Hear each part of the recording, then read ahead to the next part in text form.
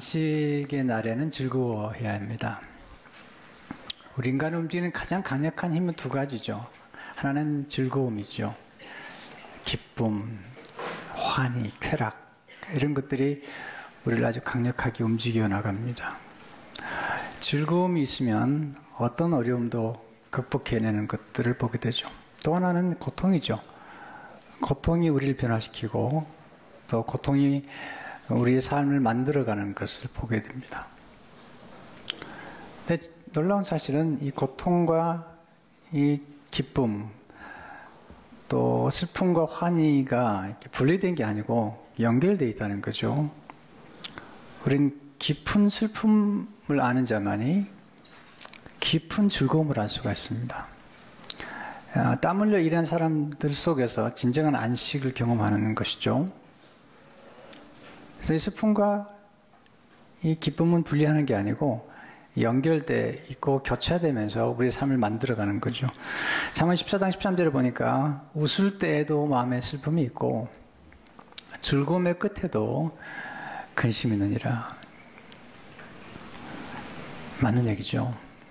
우리가 미소를 짓지만 그 미소 아래에 슬픈 인생의 그늘이 자리 잡고 있는 것을 보게 되죠.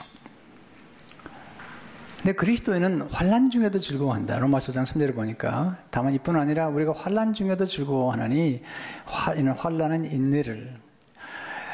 그리스도인들의 삶 가운데 환난이 있었고 또 초대교회 성도들의 삶 가운데 늘 핍박과 시련과 역경이 있었지만 그러나 그들은 안식의 날에 모여서 함께 춤을 추고 함께 떡을 떼고 함께 성찬에 참여하고 함께 노래했던 것이죠. 우리 인생은 슬픔만 지속되는 것도 아니고요. 또 기쁨만 지속되는 게 아닙니다.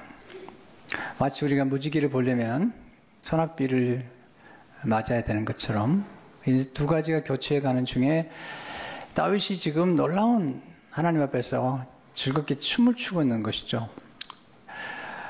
그가 왕이 돼서 여호와의 궤를 오벳 에돔의 집에서 다윗의 장막으로 시온성으로 옮겨오는 중에 그는 춤을 추고 뛰놀며 하나님 앞에서 예배하고 있는 모습이죠. 거룩한 놀이를 하고 있는 거죠. 오늘 사무엘하 6장 14절을 보니까 다윗이 여호와 앞에서 힘을 다하여 춤을 추는데 그때 다윗이 베옷을 입었더라.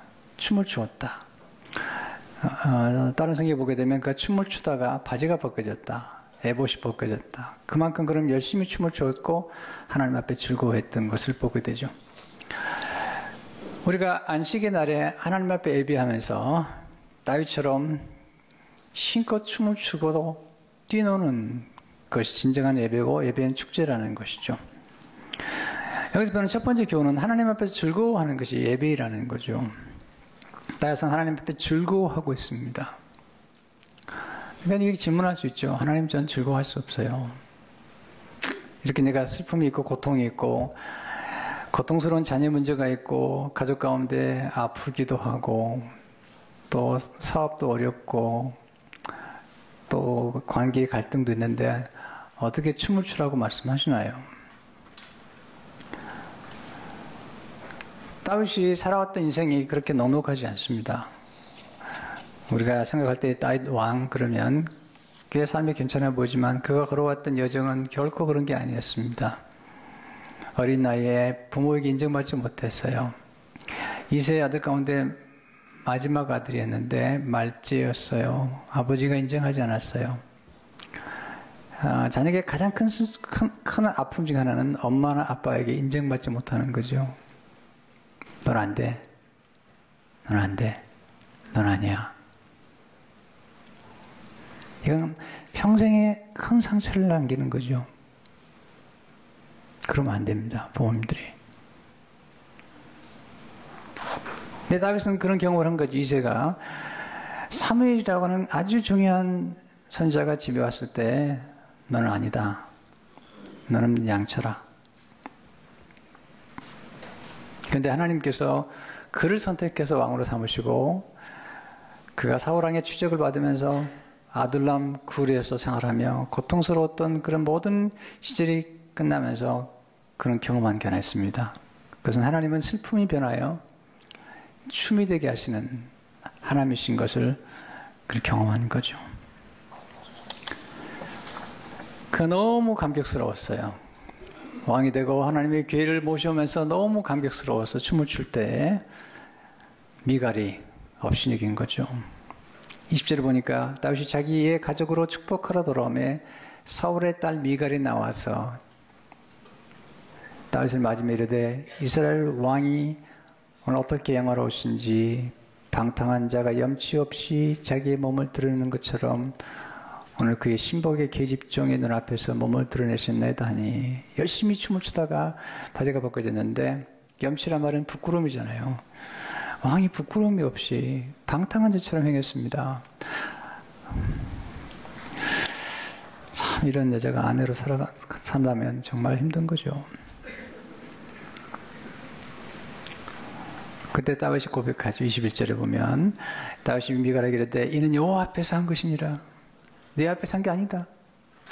여호와 앞에서 한 것이니라. 그가 내 아버지와 그의 온 집을 버리시고 나를 택하사 나를 여호와의 백성 이스라엘의 주권자로 삼으시니 내가 여호와 앞에서 뛰놀리라. 내가 하나님 앞에서 축제하지 않을 수 없다. 그날 이후로 다윗이 미갈을 가까이 하지 않습니다. 아내지만 과부로 살아가는 거죠. 22절 3절을 보니까 내가 이보다 더 낮아져서 스스로 천하게 보일지라도 내가 말한 바 계집종에게는 내가 높임을 받으리라 한지라. 그러므로 사울의 딸 미갈이 죽는 날까지 그에게 자식이 없으니라. 이 말은 좀 고상하게 표현한 거예요. 그날 이후로 다윗이 가까이 하지 않은 거예요. 우리 살아가면서 진정한 기쁨이라는 것은 아주 깊은 슬픔을 통해서 우리에게 찾아오는 거예요. 즐거움도 깊은 즐거움이 있어요. 맛도 깊은 맛이 있는 거죠. 고통이 없는 기쁨이란 진정한 기쁨이 아니에요. 우리 삶 가운데 고통 다음에 즐거움을 누릴 수 있는 이 두 가지가 지혜가 필요하잖아요. 제가 아주 인생에 어려운 시절이 있었어요. 늘 어렵지만 조금 더 어려운 시절이 있었습니다. 그때 스카펙이라는 분이 아직도 가야 길이란 책을 쓰셨는데 그 책을 읽는 중에 큰 감동을 받았어요. 그런 인생은 영적 성숙을 해야 되는데 영적 성숙에는 반드시 훈련이 필요하다. 훈련 없이는 성숙할 수 없다. 훈련이란 무엇이냐? 그럼 이렇게 정의하고 있습니다. 훈련이란 고통을 먼저 선택하고 즐거움을 나중에 누리는 것이다. 굉장히 중요한 얘기죠. 진정한 즐거움을 위해서 잠시 동안 고통을 지연하는 거죠. 쉽게 가면 즐거움을 좀 보류하고 고통을 지연하는 중에 이게 절제하는 중에 또는 고통을 견뎌내는 중에 진정한 즐거움을 누리는 그런 것이 인생에서 성숙한 사람이 추구하는 삶의 방식이라는 거죠. 예수님이 그렇게 사셨잖아요. 히브리서 12장 2절의 말씀 보세요. 믿음의 주여 또 온전케 하신 이인 예수를 바라보자. 그럼 그 앞에 있는 기쁨을 위하여 십자가를 참으사 부끄러움을 개의치 아니하시더니 하나님 보좌 우편에 앉으셨느니라. 십자가를 참으셨어요. 왜? 앞에 있는 즐거움 때문에. 부활의 즐거움과 수많은 영혼을 구원한 즐거움 때문에 고통을 참으신 거죠. 안식의 날에는 춤추는 날이에요. 고통이 없다는 게 아니에요. 고통 중에 또 춤을 추는 거죠. 예수님은 우리의 고통을 아세요. 그리고 이 땅에 십자가의 고통을 받으러 오셨어요. 그리함으로 우리의 진정한 즐거움과 부활의 기쁨을 주기 위하여 오신 것이죠. 헨리 나우엔은 이렇게 기록합니다. 예수님은 우리의 고통을 떠나서가 아니라 바로 그 고통 속에서 우리의 슬픔으로 들어와 우리 손을 부드럽게 잡아 일으키며 세우시며 춤을 청하신다. 나의 슬픔을 변하여 춤이 되게 하시며 라고 고백한 시편 기자처럼 우리도 기도하는 분을 알게 된다. 슬픔의 한복판에서 하나님의 은혜를 발견하기 때문이다. 혹시 그런 경험 해보신 적 있어요? 슬픔의 한복판에서 신비로운 기쁨과 소망과 평강을 경험해 보신 적이 있는지요? 지금 다윗은 혼자만 춤추는 게 아니라 온 이스라엘 백성과 더불어서 함께 즐거워하고 있습니다. 이게 안식일에 주일에 우리가 경험하는 거예요. 우리 이민자의 삶은 다 녹록하지 않아요. 슬픔도 있고 고통도 있는데 잠시 안식일에 내려놓고 함께 하나님과 함께 춤을 추고 그리고 공동체가 함께 춤을 추는 거죠. 15절을 보니까 다윗과 온 이스라엘 족속이 즐거이 환호하며 나팔을 불고 여호와의 계를 메우니라. 다윗과 함께 온 이스라엘이 즐거워하며 나팔을 불고 그리고 하나님 앞에 제물을 드린 다음에 다윗이 그들에게 떡 한 덩이와 고기 한 조각과 그리고 포도가 담긴 떡 한 덩이를 나눠주면서 함께 축하하고 기뻐하는 것이죠. 하나님 우리가 더불어 춤을 추기 원하죠. 고통 중에 있을 때 함께 손을 잡아주고 그리고 더불어 춤을 추면서 이 어려운 길을 걸어가는 거예요. 만델라가 27년 동안 감옥에 있었습니다. 그런데 늘 슬퍼하지만 않았습니다. 그 안에서 동료 교수들과 함께 운동을 하고 터밭을 가꾸고 공부를 하면서 그 나름대로의 즐거움을 걸어왔다는 거죠. 그러면서 꿈을 꿨던 거죠. 마찬가지죠. 우리 삶이 항상 편안하거나 항상 건강하지 않아요. 그렇지만 그런 중에도 함께 춤을 추는 거죠. 흔히 나는 이렇게 말하고 있습니다. 우리는 다른 사람들의 손을 잡고 더 큰 춤의 자리로 들어간다. 하나님과 하나님 백성들과 함께 있을 때 우리 삶은 함께 보여진다. 온 세상이 우리의 춤판임을 알게 된다. 우리의 스텝은 한결 큰고진다. 하나님이 다른 사람과 함께 춤추도록 부르셨기 때문이다. 두 번째, 거룩한 놀이를 통해 하나님을 즐거워하십시오. 지금 다윗은 즐거워하고 있습니다. 오늘 사무엘하 6장 16절을 보니까 다윗 왕이 여호와 앞에서 뛰놀며 춤추는 것을 보고 뛰놀았다. 근데 미갈은 업신여겼죠. 다윗이 말합니다. 하나님이 내게 베푸신 은혜를 생각하니까 내가 뛰놀 수밖에 없다. 우리가 하나님 은혜를 깊이 깨달을수록 우리는 주일에 와서 뛰놀 수밖에 없어요. 21절을 보니까 다윗이 미갈에게 이르되 이는 여호와 앞에서 한 것이니라. 그가 내 아버지와 그의 온 집을 버리시고 나를 택하사 나를 여호와의 백성 이스라엘 주권자로 삼으신 내가 여호와 앞에서 뛰놀리라.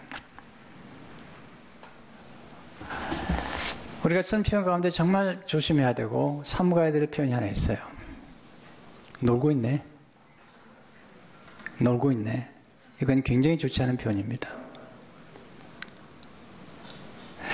여러분, 인간의 행복이라는 것은 다른 사람 안에서 숨겨진 아름다움을 발견하는 게 진정한 행복인 거예요.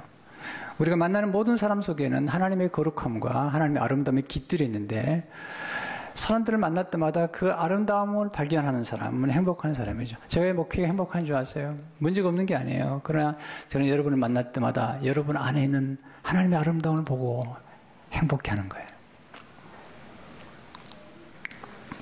예수님의 별명이 뭔지 아세요? 너무 잘 논다는 거예요. 그리고 7장 34절을 보세요. 인자는 와서 먹고 마시며 너희 말이 보라 먹기를 탐하고 포도주를 즐기는 사람이요 세리와 죄인의 친구로도 하니. 하나님이신데 세리와 죄인의 친구가 되신 거예요. 너무 잘 놀았다는 거죠. 그리고 놀지 못하는 사람들에게 그는 이렇게 경고했습니다. 예수님은 마태복음 11장 16, 17절에서 이 세대를 무엇으로 비유할까 비유하건대 아래들이 장터에 앉아 제 동물을 불러 이르되 우리가 너희를 향하여 피를 불어도 너희가 춤추지 않고 우리가 슬피 울어도 너희가 가슴을 치지 아니한다 함과 같도다. 희노애락의 감정을 상실해버린 사람들 앞에서 예수님은 슬프다. 노래하고 춤추고 때로는 슬퍼할 줄 알아야 되는데 슬픔도 기쁨도 모르는 무감각한 사람들이 되었다고 말씀하고 있잖아요. 그 다음에 하나님 우리에게 원하시는 거룩한 놀이는 뭘까요? 첫째로 거룩한 놀이는 하나님의 아름다움을 바라보며 즐거워하는 것이죠. 아름다움이라는 것. 시편 27편 4절을 보니까 내가 여호와께 바라는 한 가지 일 그것을 구하려니 곧 내가 내 평생에 여호와의 집에 살면서 여호와의 아름다움을 바라보며 그의 성전에서 사모하는 그것이라. 하나님의 아름다움, 그 성전에서. 하나님의 아름다움이 창조 속에 있잖아요. 여러분 정말 조금만 시간을 내서 작은 들풀 하나 더 바라봐 보세요. 그 작은 들풀 속에 담겨진 그 아름다움과 그 색상과 그 하나님의 솜씨는 정말 놀라운 거예요. 멀리 가지 않아도 돼요. 하나님 모든 창조물 속에 우리가 함께 즐거워할 수 있는 것을 다 마련해 놓으셨거든요. 그리고 모든 만물 가운데 가장 아름다운 건 사람이에요. 사람 정말 아름다워요. 그렇게 아름다울 수 없어요. 아름다움이란 우리 보는 사람의 눈에 달려 있어요.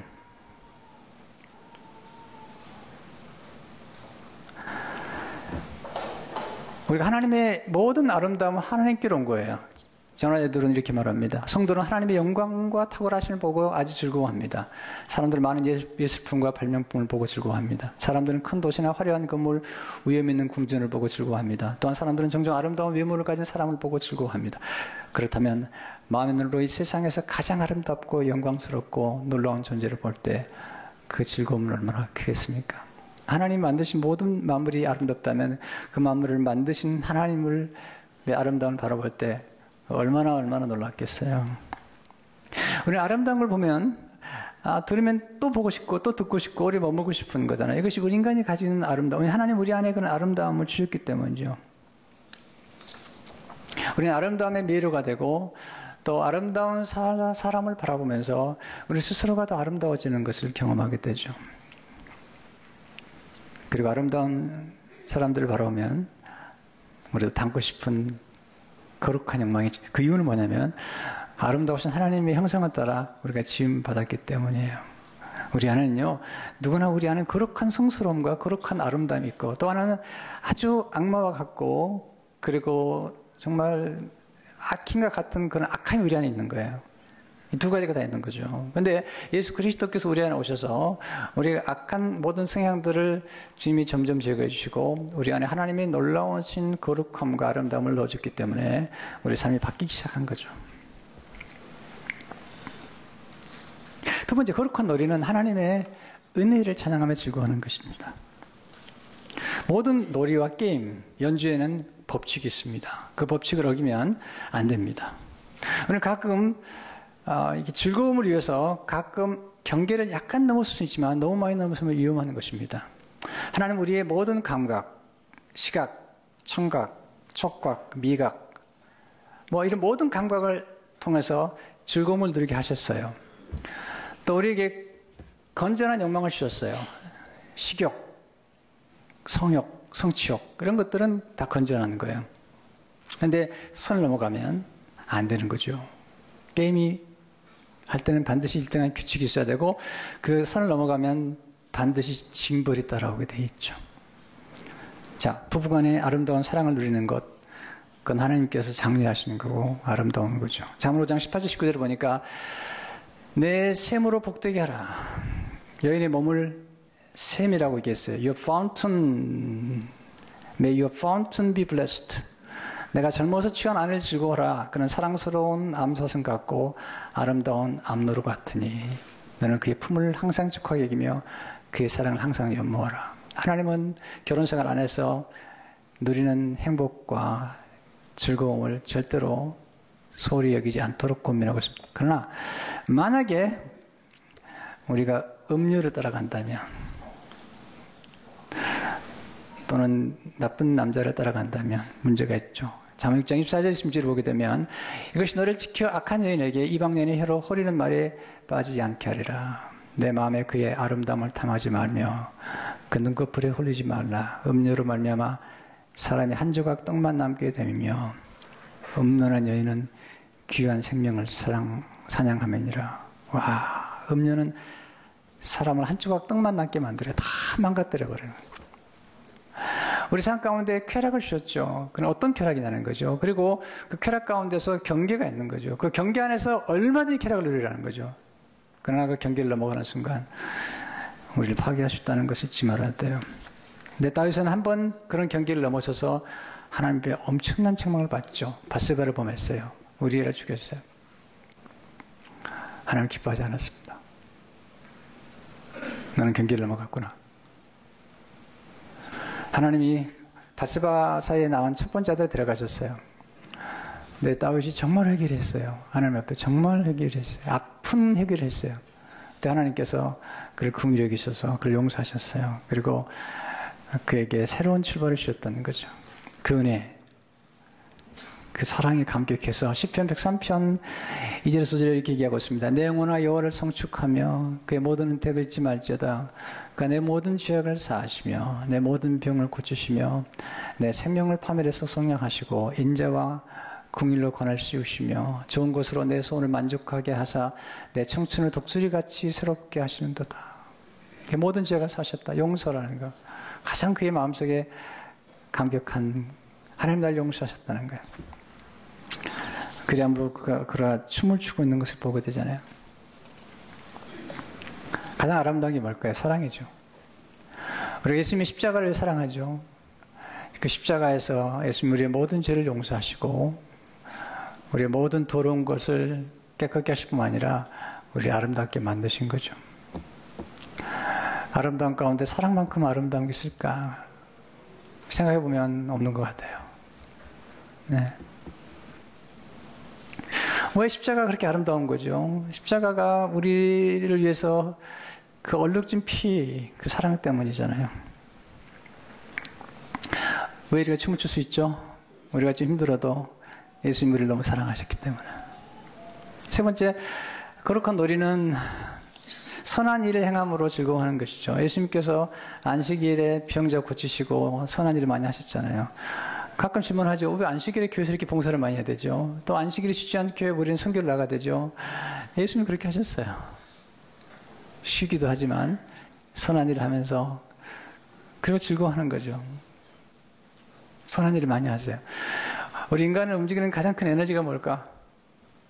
최근에 김형경이라는 소설가의 글을 읽다가 그분이 이렇게 질문하고 그렇게 에세이를 썼더라고요. 누가 물었습니다. 당신의 에너지는 어디서 오는 겁니까? 당신의 삶을 움직이는 에너지는 어디서 오는 겁니까? 저도 궁금했어요. 어떻게 글을 써나가는가? 우리 인생을 움직이는 에너지가 뭘까? 그 중에 하나는 목표라는 거죠. 삶의 목표가 우리를 움직이는 거죠. 거룩한 목표, 경건한 목표, 다른 사람을 복되게 하고 하나님을 사랑하게 만드는 목표, 중요한 목표잖아요. 근데 마지막에 이렇게 썼더라고요. 우리를 움직이는 가장 강력한 에너지는 다른 사람을 사랑하는 것이다. 사랑하는 것이 가장 강력한 에너지를 공급한다는 거예요. 저는 맞다고 생각해요. 제 목회의 삶 가운데 또 살아가면서 때로 힘들 때 저를 지탱했던 힘 중에 하나가 뭐냐면 사랑이잖아요. 가족을 사랑하는 마음. 그리고 성도를 사랑하고 하나님을 사랑하는 그 사랑이 저를 지탱하고 나의 연약한 육체와 삶도 에너지를 공급해 줬어요. 여러분 예수 믿고 거듭난 영혼은 새로운 놀이를 하게 되죠. 네. 그게 하나님의 아름다움을 바라보는 놀이고요. 그리고 하나님 앞에서 춤을 추는 놀이고요. 선한 일을 행하면서 살아가는 거죠. 저는 예수 믿고 나서 너무 감사한 것 중에 하나가 뭐냐면 운명론을 믿지 않게 된 거예요. 숙명론을요. 뭐가 딱 결정된 게 아니라는 거예요. 저는 이게 너무 좋아요. 예수 믿고 나면 새로운 가능성이 열리는 거예요. 여러분 닉 부이지치 아시죠? 닉 부이지치 아시죠? 두 팔이 없고 두 다리가 없어요. 근데 놀라운 건 그 스품 중에 그는 이 노는 걸 잘 놀았다 그래요. 놀이를요. 그의 아버지가 쓴 보리스 부이지치가 쓴 책에 보니까 이렇게 기록했더라. 닉은 서핑과 스카이다이빙. 보세요. 두 팔도 없고 두 다리가 없는데요. 서핑과 스카이다이빙. 스노보드 같은 거친 운동을 즐겼다. 또 친구들은 이걸 비행기 짐칸에 넣어 짐을 넣으려는 사람 승객들 놀라게 하는 짓궂은 장난을 주겠다. 네. 어릴 적 이게 자주 즐긴 놀이 중 하나는 동생이나 친구들의 자전거에 스케이트보드를 연결해 온 동네를 누비고 다니는 것이었다.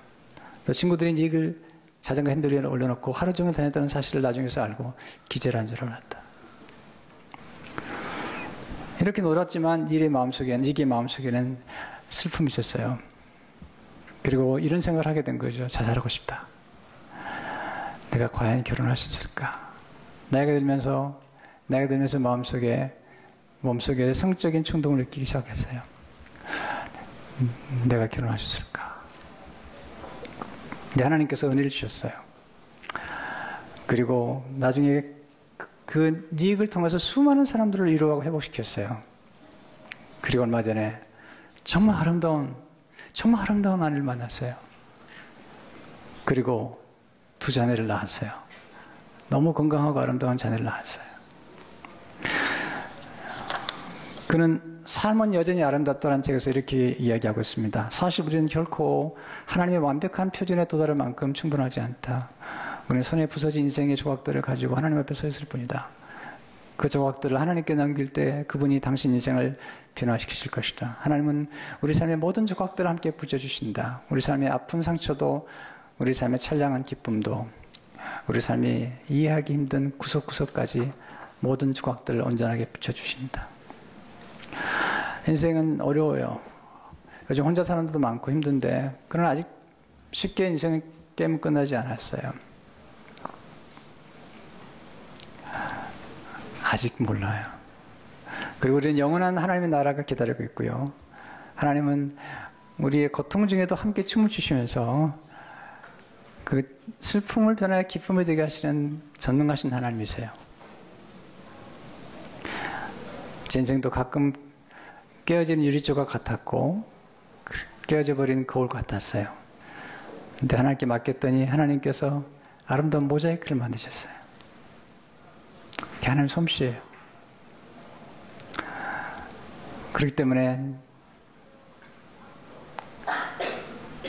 저는 슬픔 중에도 춤추는 법을 배웠어요. 그게 오늘 하나님 우리에게 원하시는 거예요. 고통과 슬픔이 다 사라지기까지 인생은 기다릴 수는 없어요. 슬픔 중에 춤을 추다 보면 춤추는 날이 와요. 네. 그런 은혜가 있기를 주의 이름으로 축원합니다.